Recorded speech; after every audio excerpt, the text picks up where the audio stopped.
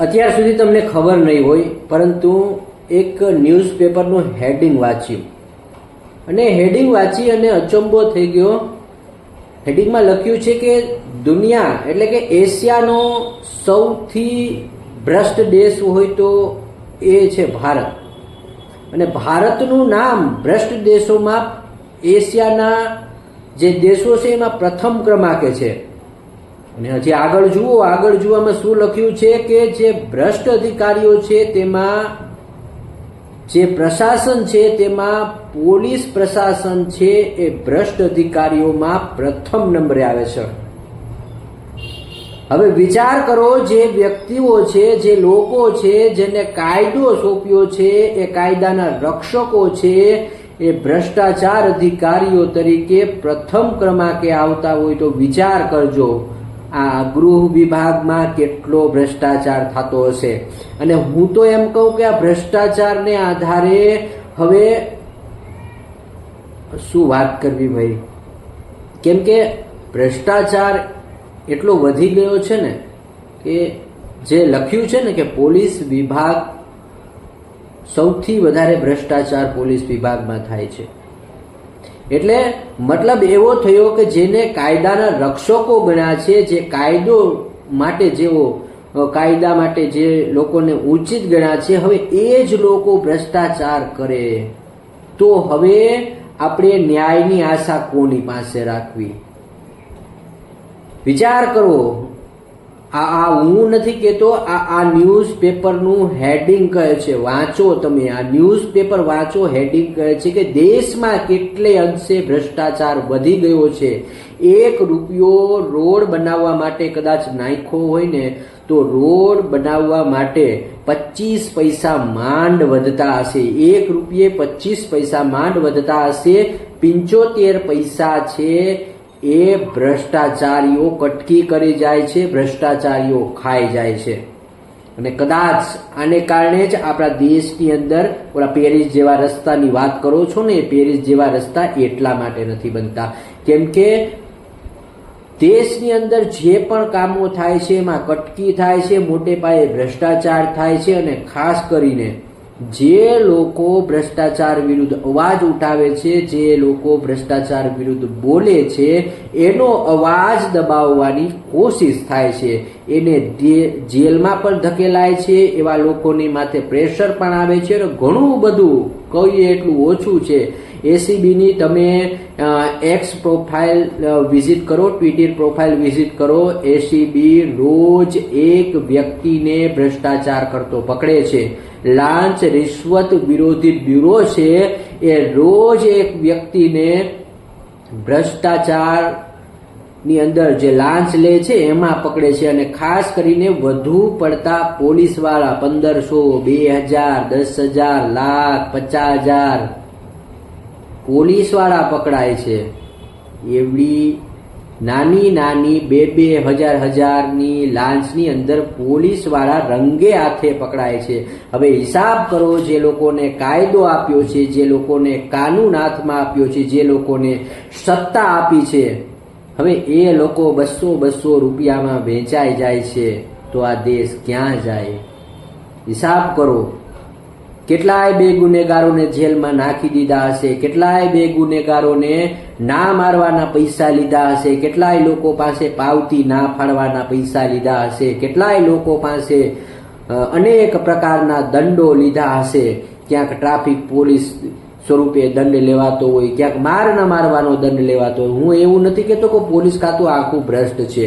ઘણા બધા 10-20% અધિકારીઓ પણ છે કે જે પોતાની જે ઈમાનદારી છે એના ઉપર ટક્યા છે. અને એને લીધે કદાચ આ જે પોલીસ ડિપાર્ટમેન્ટ છે ને એ આજે એટલો બધો બદનામ ના કહી શકાય, કેમ કે આ ઈમાનદારીને લીધે અત્યારે કાયદો અને કાનૂન છે એ સત્તા પર છે ને ચાલે છે.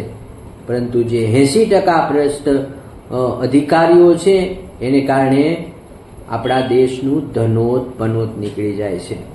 અનેક લોકો બેગુનેગાર હોવા છતાં પણ જેલમાં ધકેલાઈ જાય છે.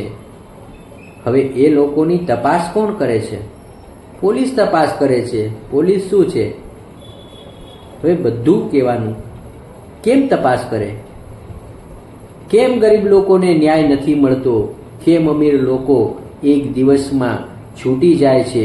કેમ અમીર લોકોના એક દિવસમાં જામીન થઈ જાય છે અને ગરીબ 15 દિવસ જેલમાં સડતો રહી જાય છે? અને જ્યારે ગરીબને ન્યાય મળે છે ત્યારે વર્ષો વીતી જાય છે અને છતાં ગરીબ રહી જાય છે અને અમીરોના બંગલાની માથે પણ બંગલા ખડકાઈ જાય છે અને અમીરો અમીર થતા જાય છે અને ગરીબ હજુ પણ ગરીબ રહી જાય છે. એનું કારણ એક છે કે આપણા દેશની અંદર સૌથી વધુ જો કોઈ પણ વિકાસ થયો હોય તો એ ભ્રષ્ટાચારનો થયો છે અને ભ્રષ્ટાચારના વિકાસને કારણે આજે આપણા દેશની આ પરિસ્થિતિ છે. આજે તમે રોડ રસ્તા માંગો છો ને કે રોડ રસ્તા અમને સારા નથી મળતા, અરે 500 में बिक जाओगे तो अच्छे रोड कहाँ पाओगे? એ મતદાન સમયે, ચૂંટણી સમયે આપણે જે 500ની નોટોમાં આપણા મતો આપી દઈએ છીએ, એક મજૂરીના જે દાડી હોય છે, દાડીના રૂપિયામાં આપણે આપણો મત વેચી નાખીએ છીએ, એનું પરિણામ છે આજે આપણે જે છે એ 250 ગાંઠિયામાં વેચાઈ જાય છે, 250 ભજીયામાં વેચાઈ જાય છે. જ્યારે મતદાન સમયે જે પાર્ટીઓ થાય છે ને એમાં તમે બધા જ આવશો ને ભજીયા ખાવા, ભજીયા પાર્ટી, એને લીધે આપણે સમસ્યાઓ ભોગવવી પડે છે. એટલે કેટલાક ભૂંડ ભક્તો કે જેના મગજમાં કંઈ પણ નાખો, કંઈ ફરક જ નથી પડતો, એને કારણે આવી સમસ્યાઓ ભોગવવી પડે છે. આપણે કોઈ પાર્ટી વિરોધ, કોઈ જાતની વાત નથી કરતા. આપણે માત્ર ને માત્ર નિસ્બત છે ભ્રષ્ટાચાર મુક્ત ભારતનો. પણ આ હું એકલો કે તમે કોઈ 2-4 લોકો સાથે મળી અને આ લડત લડીશું ને તો એનાથી કશું નથી વળવાનું. એક થવાનું છે. એક બનો, નેક બનો, તો જ આપણે ભ્રષ્ટાચાર વિરુદ્ધની લડાઈ છે એ લડી શકીશું. અને આવા અધિકારીઓ જે પણ છે એને બને ત્યાં સુધી હું તો એમ કહું કે ખુલ્લા કરો. એક વખત એકને ખુલ્લો કરો. બધા એક નેમ લઈ લેવી કે ભ્રષ્ટાચાર ના કરવો, ના થવા દેવો.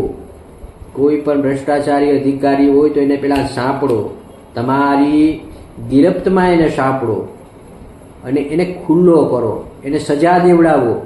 અને હું તો એમ કહું કે નહીં, આ લોકો નોકરીમાંથી નીકળી જાય એવી પરિસ્થિતિ કરી દો, એને દૂર કરી દો. નોકરી પાછી કરે તો ભ્રષ્ટાચાર કરે ને. પરંતુ પોલીસ વિભાગમાં શું થાય છે એ પણ તમને કહી દઉં. પોલીસ વિભાગની અંદર કોઈ પણ કર્મચારી ભ્રષ્ટાચાર કરતો પકડાય તો તેમને સસ્પેન્ડ કરી દેવાય. આવું બધું થાય છે.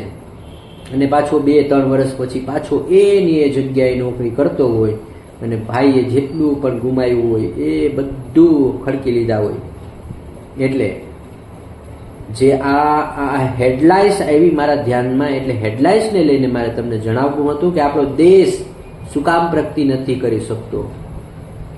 આપણો દેશ શું કામ પ્રગતિ નથી કરી શકતો એનું કારણ એ છે ભ્રષ્ટાચાર. જ્યાં સુધી દેશની અંદરથી ભ્રષ્ટાચાર ખતમ નહીં થાય ને ત્યાં સુધી તમારે ને મારે આવા ખાડા ખબડાવાળા રોડ ઉપર જ ચાલવાનું છે. આપણે પેરિસના રોડના સપના જોવાના નથી. કેમ કે પહેલાં આપણે ભ્રષ્ટાચાર સામે લડવાનું છે અને પેરિસ તો શું, પેરિસને આપણા દેશના રોડના સપના જોવા પડે ને એવા રોડ બને. પણ જો ભ્રષ્ટાચાર ના થાય ને તો. પરંતુ આ લડાઈને પહોંચી વળવું, આ લડાઈ લડવી એ કોઈ સામાન્ય વાત નથી. આપણે કહેશે કે હાલો આપણે નેમ લઈ લીધી, હવે ભ્રષ્ટાચાર કોઈને કરવા નથી દેવો. પરંતુ એ લડાઈ માટે બધાએ એકત્રિત થવાનું છે અને જે કરપ્શન થાય છે ને એ કરપ્શન સામે લડવાનું છે. તો જ કદાચ આપણે આપણા દેશને, આપણા રાષ્ટ્રને ભ્રષ્ટાચાર મુક્ત બનાવી શકશું અને ભ્રષ્ટાચારમાંથી આપણે આપણા દેશને બચાવી શકશું.